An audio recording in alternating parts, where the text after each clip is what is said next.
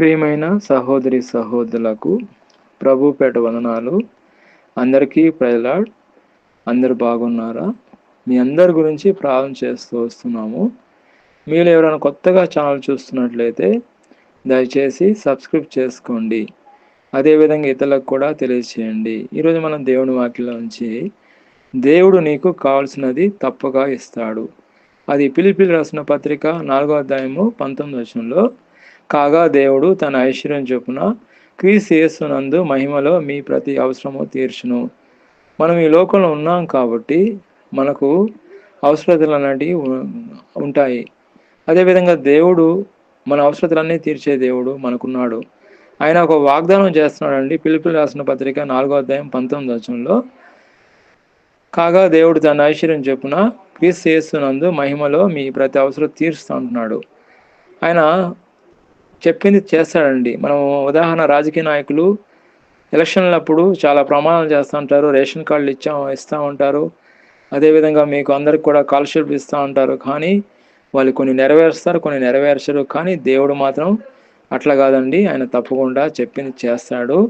మనం ఈ లోకంలో చూసుకున్నట్లయితే మనకు రైల్వేలో పనిచేసే వాళ్ళకి చాలా వరకు అన్నీ ఫ్రీగా ఉంటాయండి. అదేవిధంగా సెంట్రల్ గవర్నమెంట్లో పనిచేసే వాళ్ళకి చాలా వరకు క్వార్టర్స్ ఫ్రీగా ఉంటుందంటే వాళ్ళకి.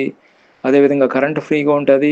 అదేవిధంగా వాళ్ళు ఏది బిల్లు పెట్టుకున్నా పాస్ అవుతుందండి. అదేవిధంగా మన పరలోక తండ్రి మనకు తండ్రి అనడానికి కృప చూపించాడండి. మనకు దేవుడు కూడా పరలోక తండ్రి మనకు ఒక వాగ్దానం చేస్తున్నాడు. ఫిలిప్పీయులకు రాసిన పత్రిక 4:19లో, కాగా దేవుడు తన ఐశ్వర్యం చొప్పున క్రీస్తు యేసునందు మహిమలో మీ ప్రతి అవసరత తీరుస్తా అంటున్నాడు దేవుడు. మన అవసరతలన్నీ తీర్చే దేవుడు అంటే దేవుడే. కాబట్టి మనకు అవసరతలు ఏముంటాయి? ఈ లోకంలో ఉన్నాం కాబట్టి మనకు బట్టలు అవసరం ఉంటుంది. అదేవిధంగా ఆహారం అవసరం ఉంటుంది. మనకు ఈ లోకంలో మనం ఉన్నాం కాబట్టి ఆరోగ్యం కూడా అవసరం ఉంటుంది. అదేవిధంగా దేవుడు మనకు ఉచితంగా నీరుని ఇస్తున్నాడు, గాలిని ఇస్తున్నాడు. మనం ఎప్పుడైనా డబ్బులు పెట్టి కొన్నామా? ఏమి లేదు. కాబట్టి మనకు కావాల్సింది ఏంటంటే ఈ లోకంలో మనం ఉన్నాం కాబట్టి మనము బట్టలు కావాలి కదా మనకు. అదేవిధంగా ఆహారం కావాలి కదా. ఈ రెండు కావాలి. దేవుడు ఈ రెండు కూడా మనకి ఇస్తా అంటున్నాడు. ఒకసారి మనం చూసుకున్నట్లయితే మత్తయి రాసిన సువార్త 6వ అధ్యాయం 25వ వచనంలో, అందువలన నేను మీతో చెప్పినదేమనగా, ఏమి తిందుమో ఏమి త్రాగుదామో అని మీ ప్రాణమును గూర్చియో అయినను, ఏమి ధరించుకుందామో అని మీ దేహము గూర్చైనను చింతింపకుడి. ఆహార కంటే ప్రాణమును, వస్త్రముల కంటే దేహమును గొప్పవి కావా. అదేవిధంగా మత్తయి రాసిన సువార్త 6వ అధ్యాయం 26వ వచనంలో, ఆకాశ పక్షులను చూడి, అవి విత్తవు, కోయవు, కోట్లలో కూర్చోకొనవు, అయినను మీ పరలోక తండ్రి వాటిని పోషించున్నాడు. మీరు వాటికంటే బహుశ్రేష్ఠులు కారా అంటున్నాడు. చూడండి, దేవుడు పక్షులతో మనం కంపేర్ చేశాడండి. మన పక్షుల కంటే మనం శ్రేష్ఠులము. కాబట్టి మన అవసరతలన్నీ కూడా తీర్చేది ఎవరంటే దేవుడు. దేవుడు చూసినట్లయితే మొట్టమొదటిగా ఆయన వెలుగు చేశాడు. అది ఎవరి కోసం చేశాడు వెలుగు? అది మన కోసమే చేశాడు. అదేవిధంగా ఆకాశం చేశాడు. అది ఎవరి కోసం చేశాడు? అది మన కోసమే చేశాడు. అదేవిధంగా 3వ రోజు 6 నెలల సముద్రం మొక్కలు చేశాడు. అది ఎవరి కోసం చేశాడు? మన కోసమే చేశాడు.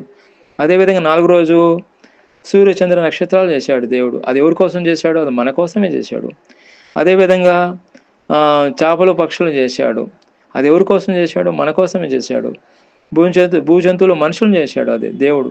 అది ఎవరి కోసం చేశారు? మన కోసమే చేశాడు. కాబట్టి మనం సుఖంగా ఉండాలని, క్షేమంగా ఉండాలని దేవుని యొక్క ఆశ, దేవుని యొక్క ప్రణాళిక. దేవుడు ప్రతి అవసరం తీరుస్తా అని చెప్పినాడు. కాబట్టి మనము దేని గురించి మనము టెన్షన్ పడాల్సిన అవసరం లేదండి. దేవుడు చెప్పింది తప్పకుండా చేస్తాడు.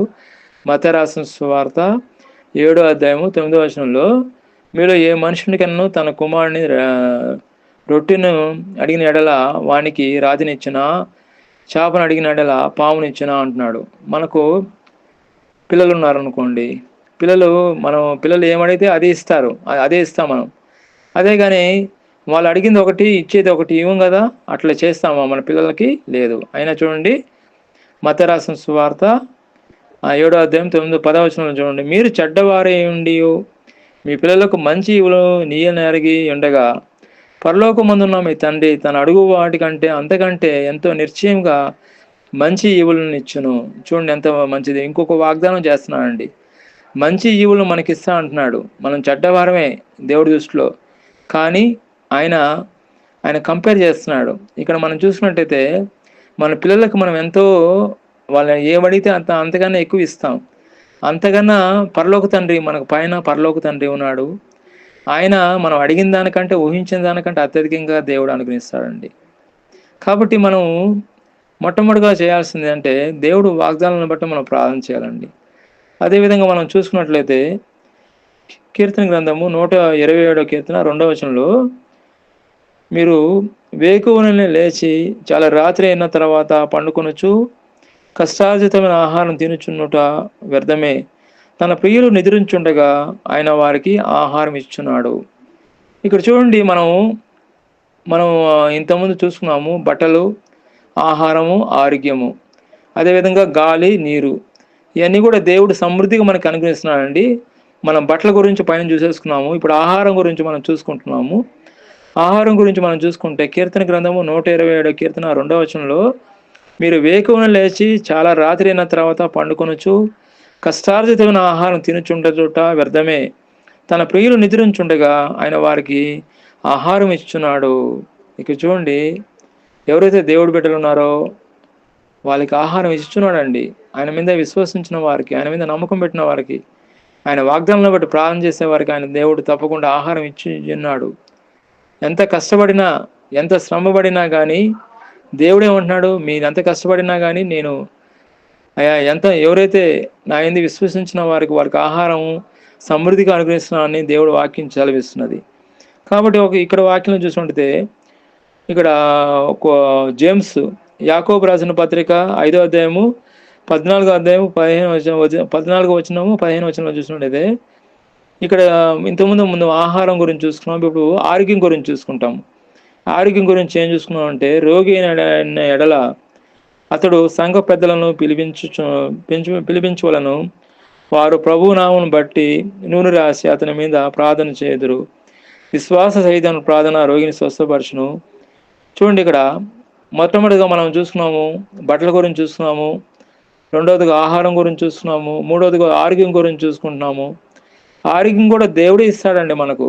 దేవుడిని దాసుల ద్వారా మనం ప్రార్థన చేపించుకుంటే దేవుడు తప్పకుండా మనకు స్వస్థత అనేది అనుగ్రహిస్తాడు. అదేవిధంగా 1 పేతురు 2వ అధ్యాయం 24వ వచనంలో, ఆయన పొందిన గాయముల చేత మీరు స్వస్థత నొందితిరి అన్నాడు. కాబట్టి స్వస్థత నొందుతున్నాం.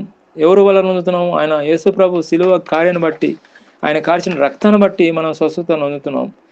అదేవిధంగా మనల్ని దేవుడు ఐశ్వర్యవంతుడు చేస్తున్నాడు. ఐశ్వర్యవంతంగా ఎలాగా ఆయన వాగ్దానం ఏంది అని ఉందంటే, 2 కొరింథీయులకు రాసిన పత్రిక 8వ అధ్యాయము 9వ వచనంలో, మీరు మన ప్రభువైన యేసుక్రీస్తు కృపను ఎరుగుదురు కదా, ఆయన ధనవంతుడు ఉండి మీరు తన దారిద్ర్యం వలన ధనవంతులను కావాలని మీ నీతం దరిద్రుడాయను. ఇక్కడ చూడండి, ఆయన ఎంతో ధనవంతుడు అండి. మా పరలోక మహిమ వదులుకొని మన కొరకు ఈ లోకానికి రిక్తునిగా వచ్చి మనకు ధనవంతులను చేయాలని ఆయన దరిద్రుడు అయి ఉన్నాడు. కాబట్టి ఇక్కడ వాక్యం చూసినట్టయితే దేవుడు మనకు వాగ్దానం చేస్తున్నాడండి.